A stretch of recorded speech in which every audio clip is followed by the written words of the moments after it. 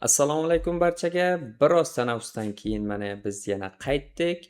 Endilikda yana darslik videolarni chiqarishni boshlaymiz. Qani bo'lmasa ketdik. Xo'p, biz o'tgan darsimizda fayl va kataloglar bilan ishlashni o'tdik va endi mana shu fayllarni tahrirlashni o'tamiz. Ya'ni fayllarning ichida ma'lumot yozishni o'tamiz va ularni qanday qilib o'qishni, ya'ni fayllarni ichidagi ma'lumotni ko'rishni ham o'tib ketamiz. Demak, oldingi darslarda touch komandasini ishlatgandik. Misol uchun mana bir text deb fayl yaratib olamiz. Xo'p, mana yaratildi faylimiz. Endi mana shuni tahrirlaymiz. Ichiga ma'lumot yozamiz. U uchun nano komandasi kerak bo'ladi bizga va undan keyin faylni yozamiz. Agarda biz mana bu touch yordamida yaratmagan bo'lsak ham, nanoning shunday funksiyasi bor. Nano deb yozib turib, undan keyin xohlagan faylimizni yozsak, u birdaniga yaratib beradi. Enter'da bossak, mana faylni ichiga kirdik va uning o'zini optionlari bor bu yerda. Chiqish, misol uchun kesib olish, kopirovat qilish, joylash o'zida alohida optionlari bor. Misol uchun mana ichiga ma'lumotlarni yozamiz. Qandaydir ma'lumotlarni yozib chiqsak bo'ladi. Tagma-tagiga qandaydir raqamlar, bizga xohlagan parol raqamlarini ham yozib chiqsak bo'ladi. Mana tagma-tagiga yoki ketma-ketiga ham yozib chiqsak bo'ladi. Buni ichiga joylashimiz va kopirovat istavit qilishimiz ham mumkin. Lekin terminalda ichida kopirovat va istavit qilishimiz qandaydir ma'lumotni belgilab turib, Ctrl Shift kopirvatni bosishimiz kerak. Ya'ni terminalda ichida Shift bilan bosishimiz kerak va joylashimiz uchun ham Ctrl Shift istavit orqali joylaymiz. Shunday holatlari bor. Endi biz yozgan ma'lumotimizni saqlab chiqishimiz kerak bo'ladi. Uning uchun mana exit, ya'ni Ctrl X ni bosamiz. Mana bizga saqlaysanmi deb chiqyapti. Y ni bosamiz va Enter'ni bossak saqlab chiqadi. Xo'p, ma'lumotni biz yozdik, ya'ni faylga yozdik. Endi uni qanday qilib o'qishni ko'ramiz. Uning uchun birinchi eng oson komandamiz catdan foydalanamiz. Cat mana shu fayllarni ichida nima yozilgan bo'lsa o'qish uchun ishlatiladi. Va yozgan faylimizni yozamiz. Enter. Catdan keyin faylni yozamiz va uning ichidagi ma'lumotlarni bizga chiqarib beradi. Demak, o'qish turlari ham ko'p. O'shalarni ham birgalikda hozir ko'rib chiqamiz. Birinchi eng oson komandamizdan biri va yana ko'p ishlatadigan komandamiz bu cat komandasi. Bittasini o'tdik. Endi yana bir komandamiz bor. More degan komandamiz bor. Bu ham xuddi catga o'xshab o'qib beradi. Mana faylimizni o'qib berdi. Bu more komandasi catdan farqi nimada desalaringiz, agarda ko'proq ma'lumotli fayllarimiz bo'lsa, misol uchun mana more deb ichida ko'proq ma'lumot yozilgan bo'lsa, faylni ichiga kiradi va mana bu yerda mana 0% deb turibdi. Va biz mana bu klaviaturamiz orqali pastga, strelkasi orqali pastga qarab tushib o'qisak bo'ladi va mana foiz ham ko'payapti. Ya'ni shu foizga kelganimizga bildiradi. Mana shu boraveramiz va bu 100% ga yetgan vaqtda biz to'liq o'qib chiqqan bo'lamiz. 100% ga yetadi va o'zi chiqadi. Chiqqandan keyin lekin terminalda biz o'qigan ma'lumotlarimiz qoladi. Ya'ni o'qib chiqqan ma'lumotlar joylashgan bo'ladi. Farqi shunda. Yana bitta komandamiz bor. U komandamiz less komandasi va biz o'sha yozgan tekstimizda yozamiz. Enter. Bu ham xuddi shunday. Bu faylni ichiga kiradi. Unda ham ma'lumot ko'p bo'lsa, pastga va tepaga strelkalar orqali ko'rib chiqsak bo'ladi. Va bundan chiqishimiz Ctrl Z orqali chiqamiz. Buning farqi faylni ichiga kirib o'qidi, lekin terminalimizda o'qigan ma'lumotlarimizni chiqarmadi. Ya'ni terminalimizda ortiqcha ma'lumotlar chiqmaydi. Va yana bitta komandalarimiz bor. Xo'p, agarda ma'lumoti ko'p bo'lsa faylimizda, o'sha ma'lumotni faqatgina bosh qismini ko'rmoqchi bo'lsak, hid komandasidan foydalanamiz va biz yozgan faylimizni yozamiz. Enter. Bu qanday o'qiydi?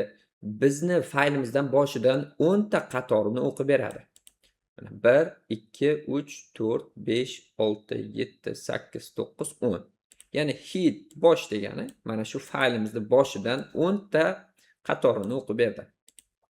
Endi agar fayl juda ko'p bo'lsa, oxirida nima yozilganligiga qiziqsak agar, u orqali tail komandasidan foydalanamiz va faylimizni yozamiz. Tail bu dum degani, shuning uchun eng oxiridan 10 ta tepaga qarab o'qib beradi. Mana bu ham 1, 2, 3, 4, 5, 6, 7, 8, 9, 10. 10 ta qatorni o'qib berdi. Endi sort komandamiz ham bor. Misol uchun bitta faylni o'qiymiz. Mana shu Akober faylni o'qiganimizdan keyin yana bitta komandani berishimiz mumkin bo'ladi. Mana bu tayoqchamiz orqali. Ya'ni belgimiz. Sort deb yozsak, bu komandamiz saralab beradi. Mana chiqardi. Bu qanday o'qib beradi? Bu faylimizning ichidagi ma'lumotlarni mana birinchi belgilarimiz yo'q. Shuning uchun faqat raqamdan boshlayapti. Birinchi belgidan boshlaydi, keyin raqamga o'tadi va harflarga o'tadi. Alfabet tartibida joylashtirib beradi. A, keyin B, keyin D va hokazo joylashtirib beradi bizga. Ya'ni saralab beradi.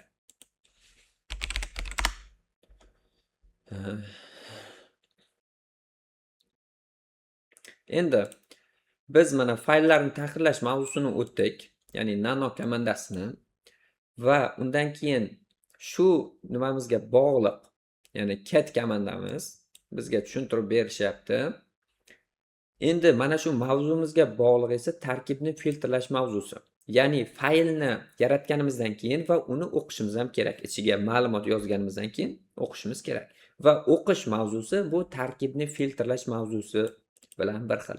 Ya'ni bu yerda mana nazariyalar yozilyapti, qanday o'qilganligi va o'qish komandalari cat, more, less va hit, tail komandalarini ko'rsatib berishyapti. Mana biz saralab bergan komandalarimiz ko'rsatib beryapti. Buni bemalol o'zlaringiz ham kirib o'qib o'rganishingiz ham mumkin. Va eng pastida esa buning mashqlari bor. Xo'p, bu mavzu bilan birga keladigan mavzuyimiz, birdaniga shuni ham o'tib ketamiz. Grep mavzusi. Bu grep mavzusi qanday o'zi? Ya'ni grep buyrug'i. Bu grep buyrug'i fayllarning ichidan so'zni, harfni, o'sha faylning ichidan nima bo'lsa qidirish uchun ishlatiladi. Misol uchun ko'pincha so'zlarni qidiramiz, harflarni yoki raqamlarni qidiramiz. Shuning uchun bizga kerak bo'ladi va eng yaxshi vositalardan biri grep mavzusi. Lekin bu mavzuda salgina qiyin qilib berishgan. Men buni o'zimning darsligim orqali sizlarga tushuntirib beraman. Ya'ni unda osonroq qilib va tushunarliroq qilib o'rgatganman. Buni ko'rib chiqamiz. Matn manipulyatsiyasi qilish. Ya'ni grep mavzusini ko'rib chiqamiz. Mana grep buyrug'i yoziladi va qidirilayotgan matnimiz va faylning nomi. Shuni ko'rib chiqamiz hozir sizlar bilan.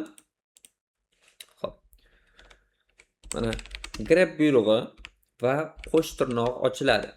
Biz mana shu qo'sh tirnoqning ichida qanday so'zni qidirsak yozamiz. Misol uchun Danny degan so'zni qidiramiz va Rokyuni ichidan, Rokyu faylning ichidan ko'proq, ya'ni bu parollar ro'yxati, shuning ichidan qidiramiz. Mana bizga Danny so'zini chiqarib berdi. Ko'radigan bo'lsak, Danny so'zi va so'zlarni ichidan ham chiqarib beradi. Mana ja Danny yuki, misol uchun Daniya, ro Danny 15, ro Danny xuddi mana shunday qilib bizga qidirib beradi. Misol uchun harflarni qo'shilgan bo'lsa ham o'shalarning ichidan biz bergan so'zimizni qidiradi. Grep buyrug'i orqali. Clear qilib tashlaymiz. Endi grepni qo'shimcha parametrlarni ko'rib chiqamiz. Uning uchun undan yordam so'raymiz. Grep help komandasi orqali. Va uning mana optionlari bor. Bularni sizlar bilan birma-bir ko'rib chiqamiz. grep deymiz, birinchi parametrimiz -i. Bizga ko'proq kerak bo'ladigan. Xo'sh, tirnoq ochdik va bu i parametri qanday? I parametri bizni harflarimiz katta kichik bo'lsa ham so'z aniq bo'lsa chiqarib beradi. Mana D katta, I mayda, N katta, D ni. Mana. Xuddi mana shunday yozdik. Va biz qidiradigan faylni yozamiz. Mana. Xuddi o'shanday bizga katta kichik harflarni e'tiborga olmadi va barcha Dani so'zi yozilgan so'zlarni qidirib berdi. Mana agarda biz mana shu komandani yozmasdan bersak, bir donagina bor ekan. Dani so'zi xuddi mana shunda yozilgan. Agarda i komandasini yozsak, barcha Dani so'zlarini qidirib beradi. Ya'ni katta kichik harflarni e'tiborga olmaydi. Endi bizga aniq so'z kerak. Mana shu Dani degan aniq so'zni qidirishimiz uchun -w komandasidan foydalanamiz. Bu bizga aniq so'zni qidirishimiz uchun ishlaydi. Va Dani deb yozilgan so'z yo'q ekan buning ichida. Shuning uchun kichkina d harfi bilan yozamiz. Mana. Bizga chiqarib berdi. Ya'ni bitta joy tashlangandan keyin Dani so'zi bu aniq. Yana joy tashlanyapti aniq. Lekin degan joyi bor, chiziqchalar, ya'ni belgilar ular so'zga kirmaydi. Shuning uchun belgilar qo'shilgan so'zlarni ham chiqarib beradi. Yoki nuqta, ular so'z emas, ya'ni ular belgi hisoblanadi. -v komandamiz, ya'ni w komandamiz bizga aniq so'zni qidirishimiz uchun kerak bo'ladi. Endi biz qaysidir papkani ichidan qidirishimiz mumkin. Ya'ni birorta papkani ichiga kirdik, u yerning ichida juda ko'p fayllarimiz bor, tekstli fayllarimiz bor. O'shaning ichidan birdaniga hammasidan qidirishimiz mumkin. Endi shuni ko'ramiz. Misol uchun biz mana shu joyda turibmiz. Mana shu joydagi barcha tekstlarning ichidan qidiramiz. Mana grep komandasi va Dani so'zi. Biz bilmaymiz, ya'ni roq faylni bilmaymiz va barcha fayllarning ichidan qidirishligimiz uchun yulduzcha nuqta text deb yozamiz. Ya'ni faylning oxirini yozamiz. U shu joyda turgan fayllarni hammasidan qidirib beradi. Mana. Bizga hammasidan qidirib berdi, ya'ni bu joyimizda turgan faqat roq faylimizda bor va boshida keyin yana bitta roqni chiqarib berdi, ya'ni home kali config Google Chrome'ning ichida Dani list encoded degan text bor ekan. O'shani chiqarib berdi. Demak, birorta joyda turgan bo'lsak, barcha tekstlarning ichidan yoki barcha fayllarning ichidan qidirsak bo'ladi. Endi papkani ichidan ko'ramiz sizlar bilan, ya'ni u rekursiv qidirish deyiladi. Xo'p. Grep komandasi admin so'zini qidiraylik va -r komandasi yoziladi. U komandalar, misol uchun parametrlar, buni oldidan yoki orqasidan yozish farqi yo'q. Yozaversak bo'ladi.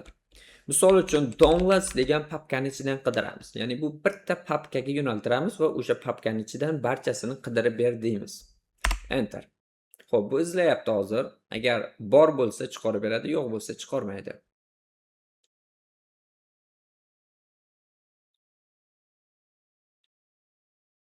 Mana juda ko'p fayllarimiz bor. Buni shu joyda to'xtatdim. Juda ko'p narsa chiqadi. Mana shu downloads papkasining ichidan Telegram desktop roq bor ekan, buni ichida ham. Endi yana pastroqqa tushsak.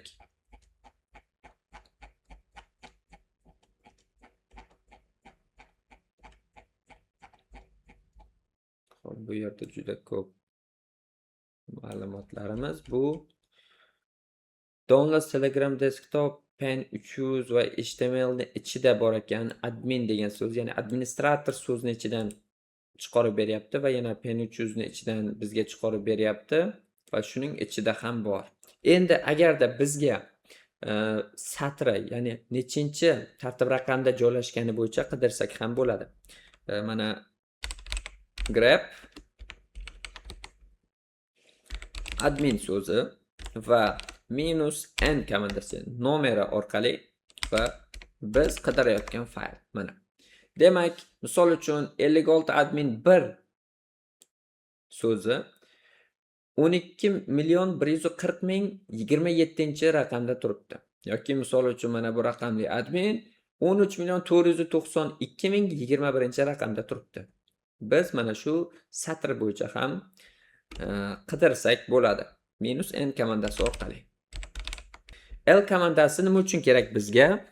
Xo'p, L komandasini ko'radigan bo'lsak, grepni bitta so'zni qidiramiz. Misol uchun mana shu admin so'zni qidiraylik. Minus L komandasi orqali va biz bilmaymiz qaysi tur tekstida borligini. Teksti fayllarimiz juda ko'p. Aynan qaysida borligini qidirishligimiz kerak. Va minus L komandasini yozsak, bizga qaysi faylning ichida borligini aniqlab beradi. ROQda bor ekan va ro'yxat degan tekstingizda bor ekan. Ya'ni juda ko'p qilib qidirayotgan vaqtimizda aniq qaysi faylning ichida borligini bizga chiqarib beradi. Buni ko'rdik. Demak, mana shu ROQning ichida bor ekan. Endi biz mana shu komanda orqali mana buni o'zgartirib ro'yxat deb yozsak bo'ladi va ichidan chiqarib beradi. L komandasini olib tashlaymiz. Mana admin txt degan so'z, bular so'z bo'lib yozilgan, bu fayl, chunki faylning ichida yana bitta fayl bor deb tushunmanglar. Bular so'z, shunchaki mana shu so'zlari bilan chiqdi bizga. Endi v komandasi qoldi. grep minus v komandasini yozamiz va mana bu yerga admin deb yozganimizdan keyin mana shu ro'yxat tekstini ichidan qidiramiz. Ya'ni bu minus v komandasi admin so'zini olib tashlab qolgan barchasini chiqarib beradi. Mana shu admindan boshqa hammasini chiqaradi desak bo'ladi mana. Chiqardik. Bu yerda hozir admin so'zini topa olmaysizlar. Admin so'zi qatnashgan narsani topmaysizlar. Ya'ni minus v minus qilib admin so'zini chiqarib tashlaydi va qolgan barchasini bizga ko'rsatadi.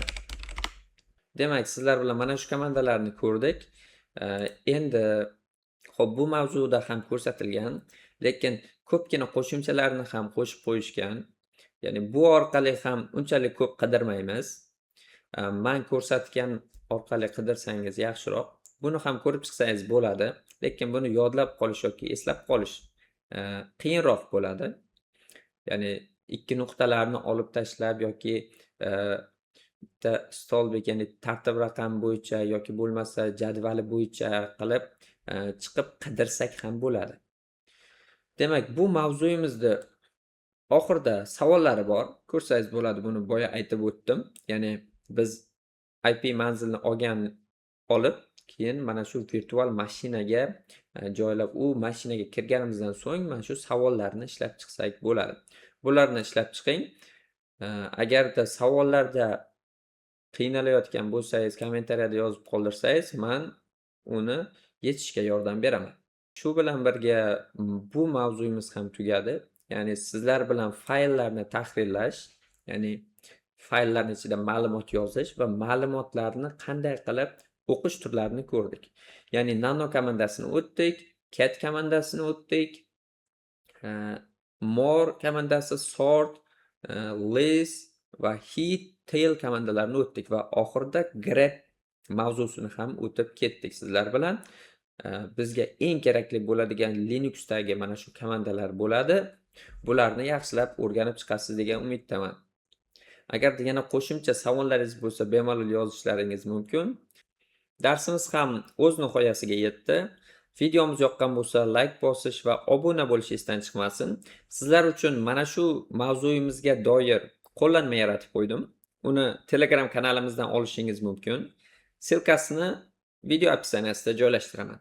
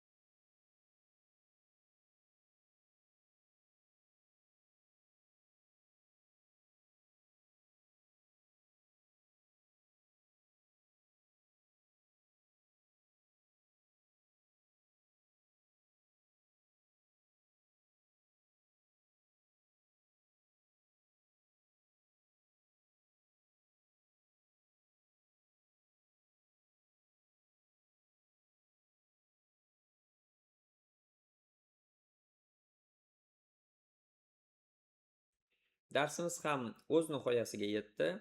Videomiz yoqqan bo'lsa, like bosish va obuna bo'lish esdan chiqmasin. Sizlar uchun mana shu mavzuyimizga doir qo'llanma yaratib qo'ydim.